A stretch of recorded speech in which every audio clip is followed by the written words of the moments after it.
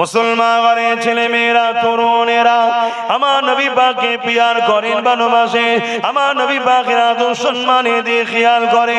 আর সমাজের মধ্যে এমনও মুনাফিক বেরিয়ে গেছে যারা আমার নবী পাকের ইলমে গায়েব নিয়ে প্রশ্ন করে, আমার নবী পাক জানে না এমনও বলে বেড়ায়। কেউ কেউ বলে আমার রাসূল নাকি দেয়ালের পিছনে খবর জানে না, কেউ কেউ নবী পাক সাল্লাল্লাহু আল্লাহ দিদারে গেছে অস্বীকার করছে।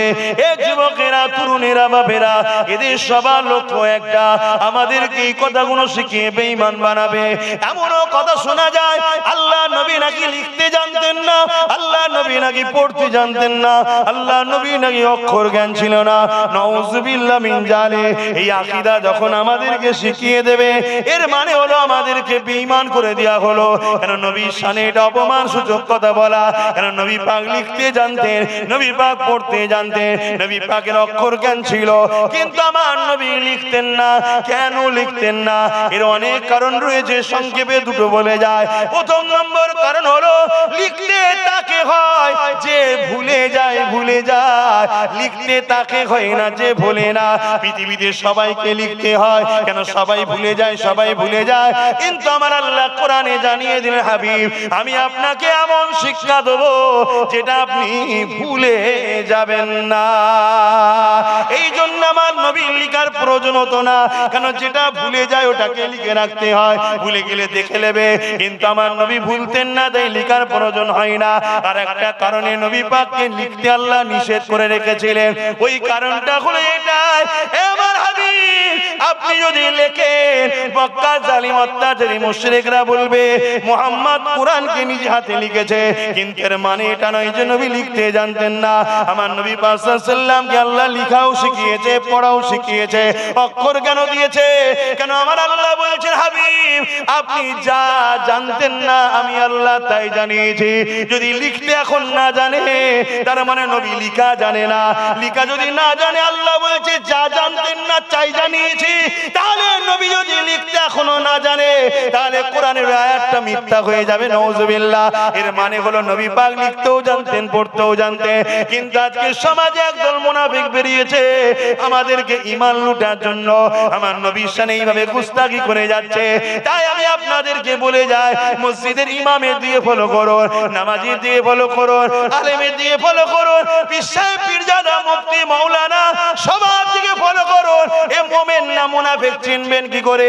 যার ওয়াজ শুনে দেখবেন 100টা ওয়াজ করলে কমসে কম 70টা জায়গায় যেন নবী নবী করে, 100টা কথা বললে 70টা যেন নবী নবী করে, 100টা ওয়াজ করলে 70টা যেন নবী নবী করে, বাকি 30টা নামাজ, রোজা, হজ, যাকাত, দান, খায়রাত, শরীয়ত বিষয়ে আলোচনা করবে। ঠিক আছে, মনে রাখবেন নবী হলো ঈমান, বাকি হলো শরীয়ত।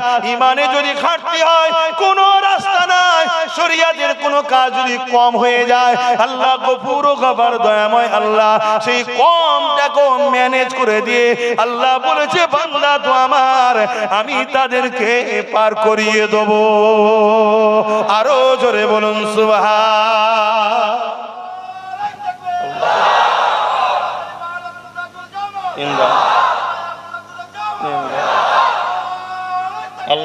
তাদের জবানে ওয়াজ শুনতে শুনতে পাওয়া যাবে আল্লাহ নবীর মর্যাদার কথা কখনো বলবে না, আল্লাহ নবীর শানের কথা কখনো বলবে না, শুধু ফাজাইলের কথা বলে যাবে। এমন করে নামাজ, রোজা, হজ, যাকাত, আমলের কথা বলে যাবে। হ্যাঁ, নামাজের কথা দরকার আছে, রোজার কথা দরকার আছে, হজের কথা দরকার আছে, কিন্তু মনে রাখবে নামাজ দেখে মুমিন না মুনাফিক চেনা যায় না, রোজা দিয়ে মুমিন না মুনাফিক চেনা যায় না, হজ দিয়ে মুমিন না মুনাফিক চেনা যায় না, হজ করে এলে মুমিন না মুনাফিক চেনা যায় না। যেমন সোনা চিনতে গেলে কোষ্ঠী পাথর লাগে, তাই ঈমানদার আর মুনাফিক চিনতে গেলে মুহাম্মাদুর রাসূলকে লাগবে। আরো জোরে বলুন সুবহান। তারা আমার নবীর প্রেম আদব আমাদের দিল থেকে কমাচ্ছে। কেন?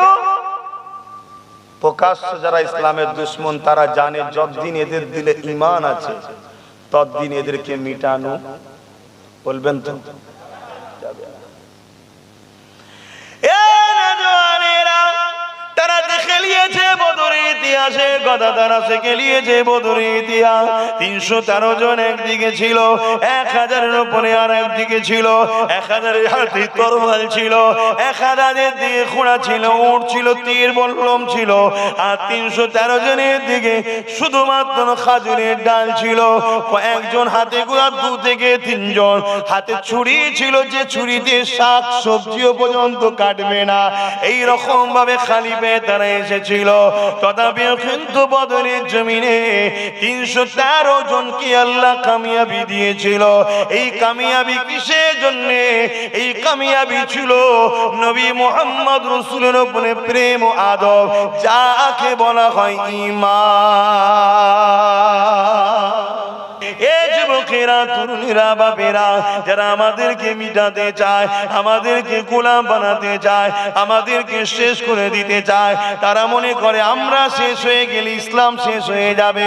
কিন্তু মূর্খরা জানে না আমরা মিটে যেতে পারি, ইসলাম কখনো মিটবে না। এই যুবকেরা, তরুণেরা, কেননা আমার আল্লাহ ওয়াদা করেছে, কোরআনের হিফাজতের দায়িত্ব নিয়েছে, এমন করে ইসলাম আখেরি ইসলামের হিফাজতের দায়িত্ব নিয়েছে। এই ইসলাম কখনো মিটার নয়, মিটবে না। যেদিন ইসলামকে আল্লাহ তুলে নেবে সেদিন তো কিয়ামত হবে, দুনিয়া শেষ হয়ে যাবে।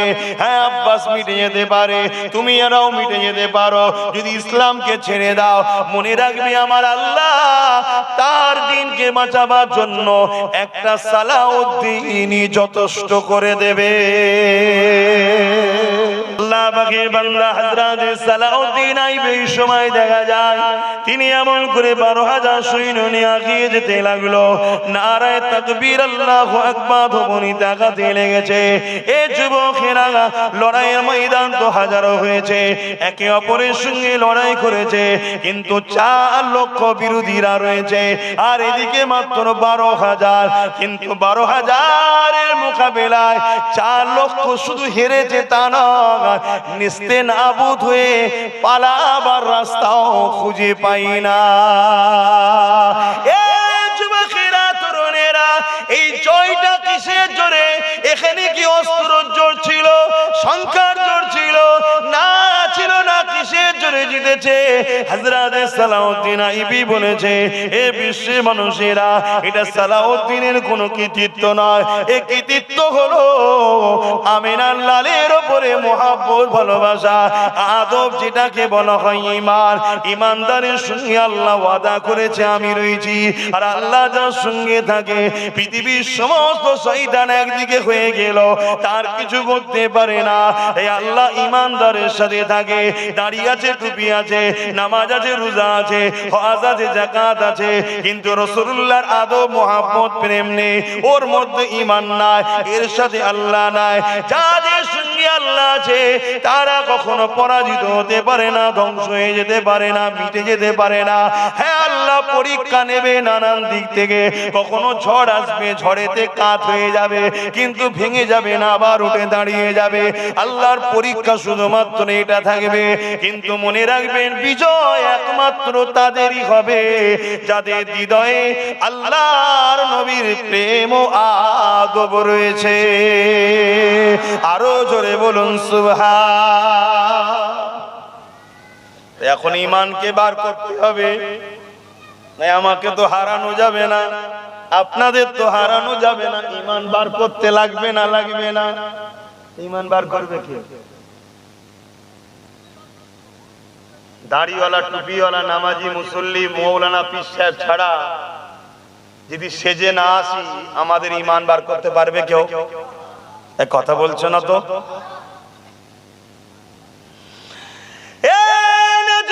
তরুণেরা, ভুল আমাকে বুঝবেন না, বাঁচাবার চেষ্টায় আলোচনা করছি। হ্যাঁ জানি আমি যাওয়াজ করছি, আমার রাস্তা বড় কঠিন, তাই তো আমার দুশ্মন অনেক বেশি। কেন? আমি যে আলোচনা করছি, আলোচনায় দুশ্মন আমার বাড়ছে, বাড়ছে, বাড়ছে, বেড়েই চলেছে। আর যদি আমি পেলেন দুটো কথা বলে চলে যেতাম, আমার দুশ্মন কেউ হতো না। যে দুশ্মন ছিল সেও বলতো বাবা এবারে ঠিক বলেছে আব্বাস। কিন্তু মরণ তো তোমারও হবে আমারও হবে। দুশ্মন যদি নাও থাকে তাও মরণ হবে, দুশ্মন থাকলে তাও মরণ হবে। কিন্তু মনে রাখবে মরণ কিভাবে হবে, যেভাবে আল্লাহ তকদিরে লিখে রেখে দিয়েছে। হযরতে এমন করে আমার নবী পাকের সাহাবী, আল্লাহ নবীর পেয়ারা সাহাবী, আল্লাহ পাকের দ্বীনের জন্য, নবীর জন্য লড়াইয়ের ময়দানে যেতে। এ যুবকেরা, তরুণেরা, বাপেরা, জিনার লাকাব আল্লাহ পাক দিয়েছিলেন সাইফুল্লাহ। খালিদ বিন ওয়ালিদ তিনার নাম ছিল সাইফুল্লাহ, লাকাব ছিল। 125টা যুদ্ধের ময়দানে গেছে। প্রতিটা যুদ্ধের ময়দানে হযরতে খালিদ বিন ওয়ালিদ মনের মধ্যে তামান্না করতে, আল্লাহ আপনি আমাকে শহীদের দরজা দেবে, আমি যেন লড়াইয়ের ময়দানে গিয়ে আল্লাহ আপনার জন্য, নবীর জন্য শহীদ হয়ে যেতে পারি। যে সকল উলামারা দেখবেন, উলামা সে যে আমার নবী পাকের শান মর্যাদা খাটো করছে, আমার নবী পাককে মরা প্রচার করছে, আমার নবী পাক মরে গেছে বলতে লেগেছে, ওই মাহফিলে যেতে নাই। ওখানে গেলে আল্লাহ খুশি হবে না, নবী খুশি হবে না। ওখান থেকে দূরে থাকাটা আল্লাহ ও রাসূলকে খুশি রাখা। কেন? আমার আল্লাহ নবী পাককে শানওয়ালা করেছে। আমার নবী পাক হলো হায়াতুন নবী। এ যুবকেরা, আমার নবী পাক রওজা আকদাসে এখনো রয়েছে সশরীরে জিন্দা। তিনি রওজা মুবারকে তোমার আমার জন্য কাঁদতেছে। এটা হলো আমার আল্লাহ পাকের কুদরত, এটা নবী পাকের শান। যে নবী পাকের গোলামি করার জন্য শহীদ হয়, ওই শহীদদের দরজা আল্লাহ কোরআনে জানাচ্ছে।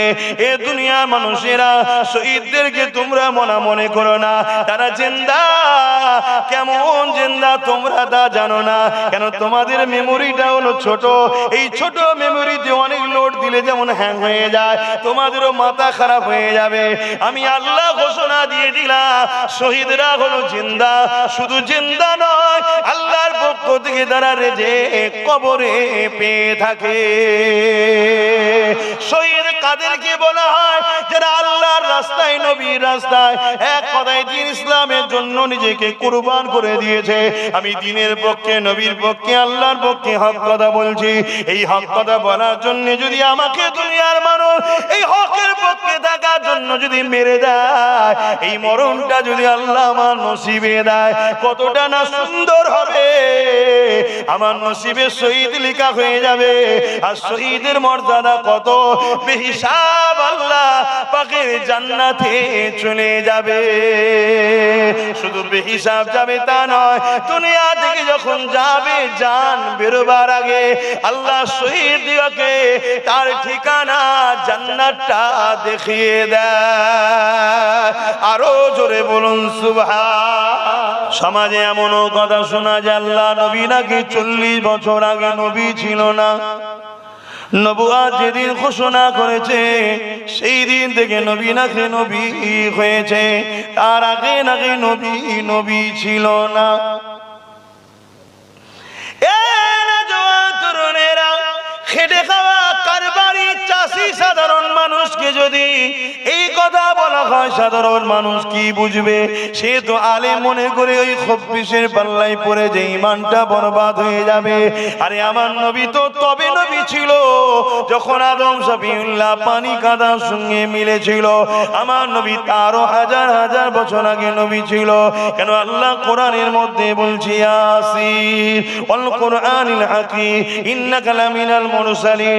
এই ইয়াসিন নামটা হলো আমার নবী পাকের। যখন কিছুই ছিল না, আল্লাহ তিনি তিনার নবী মুহাম্মদ রাসূলুল্লাহকে ইয়াসিন বলে ডেকেছে।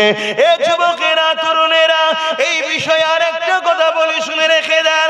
হযরতে জিবরাইল আলাইহিস সালামকে আল্লাহ নবী একদিন জিজ্ঞাসা করলো, জিবরাইল রে, আপনার বয়সটা কত হয়েছে? হযরতে জিবরাইল বলতে লাগলো, ইয়া রাসূলুল্লাহ, হাবিবাল্লাহ, আপনি হিসাবটা করে নিন, আপনি মিলিয়ে নিন। হুজুর, আমি একটা ধারণা আপনাকে দিই। কি ধারণা দিয়েছিল? ইয়া রাসূলুল্লাহ, হাবিবাল্লাহ, আমাকে যখন আল্লাহ পাক সৃষ্টি করেছিলেন, আল্লাহ পাকের আর ছাড়া আর কিছুই ছিল না।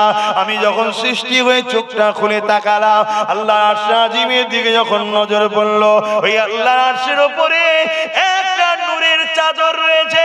ওই চাদরেতে একটা নূর দেখতে পেলাম, একটা একটা জ্যোতি দেখতে পেলাম, তারার মতো চমক দেখতে পেলাম। ইয়া রাসূলুল্লাহ হাবিবাল্লাহ, ওই তারাটাকে দেখার পর আমি বড় দিবানা হয়ে গেলাম, ওই তারাটাকে দেখার জন্য বড় পরেশান হতে লাগলাম। ইয়া রাসূলুল্লাহ, অপেক্ষা করতে করতে একদিন, দুদিন, 3 দিন, 1 মাস, 2 মাস, 3 মাস, 100 বছর, 200 বছর, 300 বছর, 1000 বছর, 200,000 বছর, 3000 বছর, 70,000 বছর কেটে গেল। ইয়া রাসূলুল্লাহ হাবিবাল্লাহ, 70,000 বছর পরে তারাটা আবার একবার উদিত দেখতে পেলাম। আরো জোরে বলুন সুবহান। এ যুবকেরা, তরুণেরা, আল্লাহ নবী হযরত জিবরাইল শোনায়, ইয়া রাসূলুল্লাহ হাবিবাল্লাহ, ওই তারাটা আবার দেখার পরে আরো দিবানা হয়ে গেলাম, আবার দেখার জন্য পেরেশান হতে লাগলাম। আবার 70,000 বছর পর আবার উদিত হলো, আবার দেখার জন্য দিবানা হয়ে গেলাম। ইয়া রাসূলুল্লাহ, ইয়া হাবিবাল্লাহ, ওই তারাটাকে আমি 70,000 বছর ছাড়া ছাড়া ছাড়া ছাড়া একবার করে উদিত হতো, ওই নূরটাকে আমি দেখতে পেতাম। ওই নূরের দিবানায় আমি পাগল হয়ে দেখার জন্য অপেক্ষায় থাকতাম। ওই তারাটাকে আমি মোট দেখেছি 72,000 বার। আল্লাহ নবী মুচকে এসে বললেন, জিবরাইল রে, ওই তারাটা হলো নূরে মুহাম্মাদুর রাসূল। আরো জোরে বলুন সুবহান।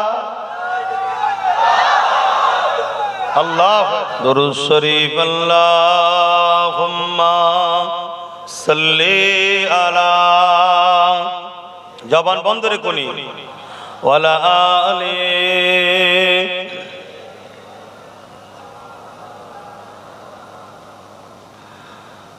रहमत बरस रही है दरबार मुस्तफा में, रहमत बरस रही है दरबार मुस्तफा में, बिन मांगे मिल रहा दरबार मुस्तफा में, रहमत बरस रही है दरबार मुस्तफा में। उन पर दुरूद हर दम, उन पर सलाम हर दम,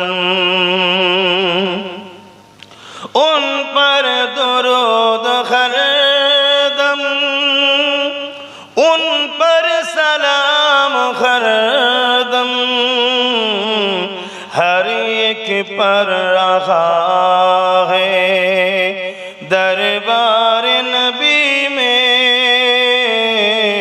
हर एक पर रहा है दरबार नबी में, रहमत बरस रही है दरबार नबी में। अल्लाहुम्मा सल्ली अला,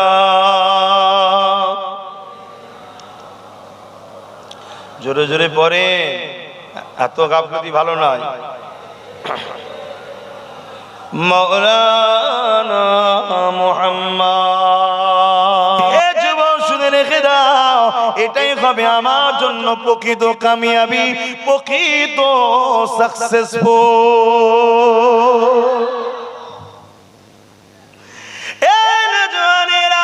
ইমামে গাজ্জালি হুজুরকে জিজ্ঞাসা করা হলো, হুজুর যদি জীবনী পড়তে না পারে তাহলে কি করা হবে? ইমামে গাজ্জালি হুজুর বললেন, যাদের কাছে গেলে নবীর জীবনী শোনা যাবে তাদের কাছে জমে জমে বসো, তাদের কাছে যাও। আজ আমি বলে দিয়ে যাই, মুনাফিক আর মুমিন চিনবেন কি করে?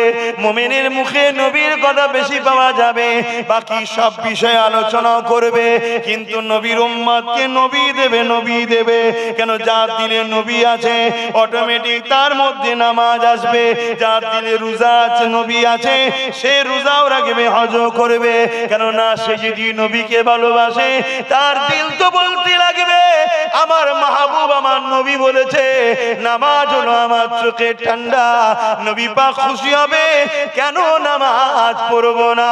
এ যুবকেরা, একজন যুবক এসে আমার নবীর কাছে বায়াত হচ্ছে, ইমানের কলেমা পড়ার জন্য একজন এসেছে। নবী পাককে বলতে লেগেছে, ইয়া রাসূলুল্লাহ, হাবিবাল্লাহ, আমি আপনার কাছে বায়াত হব, শর্ত হলো আমি 3 ওয়াক্ত নামাজ পড়বো, 5 ওয়াক্ত নয়। মুসলমান ঘরের ছেলে মেয়েরা, তরুণেরা, আমার নবী পাককে পিয়ার করেন, ভালোবাসে, আমার নবী পাকের আদর সম্মানে দিয়ে খেয়াল করেন। আর সমাজের মধ্যে এমনও মুনাফিক বেরিয়ে গেছে যারা আমার নবী পাকের ইলমে গায়েব নিয়ে প্রশ্ন করে, আমার নবী পাক জানে না এমনও বলে বেড়ায়। কেউ কেউ বলে আমার রাসূল নাকি দিয়ালের পিছনে খবর জানে না, কেউ কেউ নবী পাক সাল্লাল্লাহু আল্লাহ দিদারে গেছে অস্বীকার করছে। এ যুবকেরা, তরুণেরা, বাপেরা, এদের সবার লক্ষ্য একটা, আমাদেরকে এই কথাগুলো শিখিয়ে বেঈমান বানাবে। এমনও কথা শোনা যায় আল্লাহ নবী নাকি লিখতে জানতেন না, আল্লাহ নবী নাকি পড়তে জানতেন না, আল্লাহ নবী নাকি অক্ষর জ্ঞান ছিল না। নাউযুবিল্লাহ মিন জালিক। এই আকীদা যখন আমাদেরকে শিখিয়ে দেবে, এর মানে হলো আমাদেরকে বেঈমান করে দেয়া হলো। কেন নবীর শানে এটা অপমান সূচক কথা বলা। কেন নবী পাক লিখতে জানতেন, নবী পাক পড়তে জানতেন, নবী পাকের অক্ষর জ্ঞান ছিল, কিন্তু আমার নবী লিখতেন না। কেন লিখতেন না? এর অনেক কারণ রয়েছে, সংক্ষেপে দুটো বলে যায়। প্রথম নম্বর কারণ হলো লিখতে তাকে হয় যে ভুলে যায়, ভুলে যায়। লিখতে তাকে হয় না যে ভুলে না। পৃথিবীতে সবাইকে লিখতে হয়, কেন সবাই ভুলে যায়, সবাই ভুলে যায়। কিন্তু আমার আল্লাহ কোরআনে জানিয়ে দিলেন, হাবিব, আমি আপনাকে এমন শিক্ষা দেব যেটা আপনি ভুলে যাবেন না। এই জন্য আমার নবী লিখার প্রয়োজন হতো না, কেন যেটা ভুলে যায় ওটাকে লিখে রাখতে হয়, ভুলে গেলে দেখে নেবে। কিন্তু আমার নবী ভুলতেন না, তাই লিখার প্রয়োজন হয় না। আর একটা কারণে নবী পাককে লিখতে আল্লাহ নিষেধ করে রেখেছিলেন, ওই কারণটা হলো এটাই, আমার হাবিব, আপনি যদি লেখেন, মক্কা জালিম অত্যাচারী মুশরিকরা বলবে মুহাম্মদ কোরআনকে নিজ হাতে লিখেছে, কিন্তু এর মানে এটা নয় যে নবী লিখতে জানতেন না। আমার নবী পাক সাল্লাল্লাহু আলাইহি ওয়াসাল্লামকে আল্লাহ লিখাও শিখিয়েছে, পড়াও শিখিয়েছে, অক্ষর কেন দিয়েছে? কেন আমার আল্লাহ বলছেন, হাবিব, আপনি যা জানতেন না আমি আল্লাহ তাই জানিয়েছি। যদি লিখতে এখন না জানে, তার মানে নবী লিখা জানে না। লিখা যদি না জানে, আল্লাহ বলছে যা জানতেন না চাই জানিয়েছি। তাহলে নবী যদি লিখতে এখনো না জানে, তাহলে কোরআনের আয়াতটা মিথ্যা হয়ে যাবে, নাউযুবিল্লাহ। এর মানে হলো নবী পাক লিখতেও জানতেন, পড়তেও জানতেন, কিন্তু আজকে সমাজে একদল মুনাফিক বেরিয়েছে আমাদেরকে ঈমান লুটার জন্য, আমার নবীর শানে এইভাবে গুস্তাখি করে যাচ্ছে। তাই আমি আপনাদেরকে বলে যাই, মসজিদের ইমামের দিয়ে ফলো করুন, নামাজি দিয়ে ফলো করুন, আলেমের দিয়ে ফলো করুন, পীর সাহেব, পীরজাদা, মুফতি, মাওলানা সবার দিকে ফলো করুন। এ মুমিন না মুনাফিক চিনবেন কি করে? যার ওয়াজ শুনে দেখবেন 100টা ওয়াজ করলে কমসে কম 70টা জায়গায় যেন নবী নবী করে, 100টা কথা বললে 70টা যেন নবী নবী করে, 100টা ওয়াজ করলে 70টা যেন নবী নবী করে, বাকি 30টা নামাজ, রোজা, হজ, যাকাত, দান, খায়রাত, শরীয়ত বিষয়ে আলোচনা করবে। ঠিক আছে, মনে রাখবেন নবী হলো ঈমান, বাকি হলো শরীয়ত। ঈমানে যদি ঘাটতি হয় কোনো রাস্তা নাই, শরীয়তের কোনো কাজ যদি কম হয়ে যায়, আল্লাহ গফুর ও গফার, দয়াময় আল্লাহ সেই কমটাকে ম্যানেজ করে দিয়ে আল্লাহ বলেছে, বান্দা তো আমার, আমি তাদেরকে পার করিয়ে দেব। আরো জোরে বলুন সুবহান।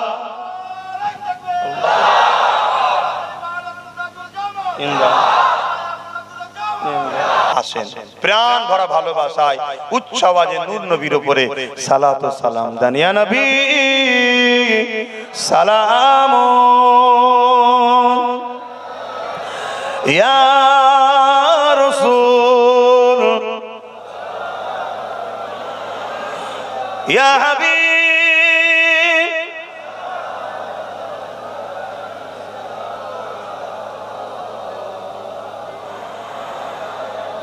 কঠিন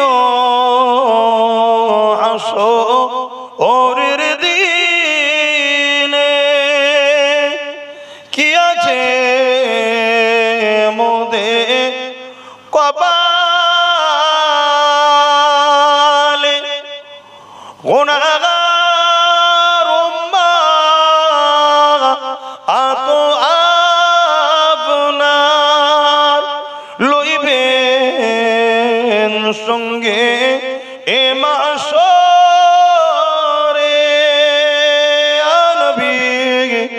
সালামুন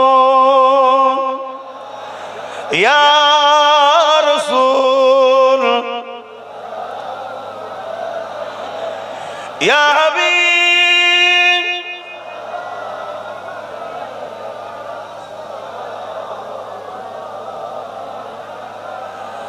ইয়া নবী মদিনা হতে সব কিছু পারে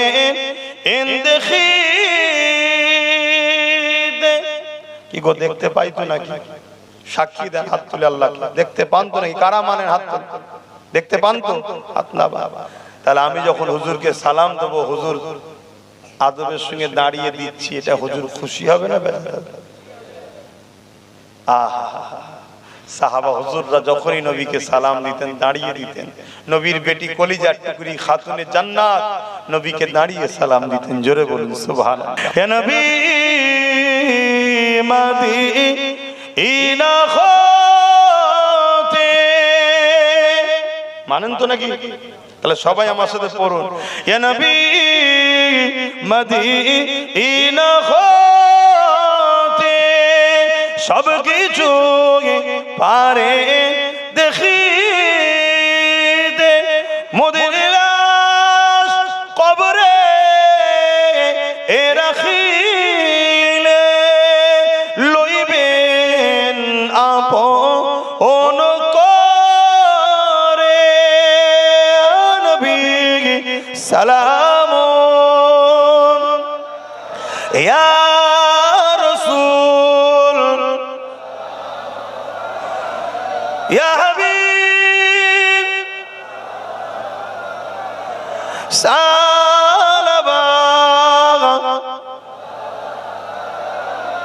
আসসালামু আলাইকুম। আমরা দেখছি দাদা হুজুরদের নিত্য নতুন ওয়াজ আর গজল পেতে আমাদের চ্যানেলটি সাবস্ক্রাইব করুন, ঘন্টি বেল আইকন দাবিয়ে আমাদের পাশে থাকুন।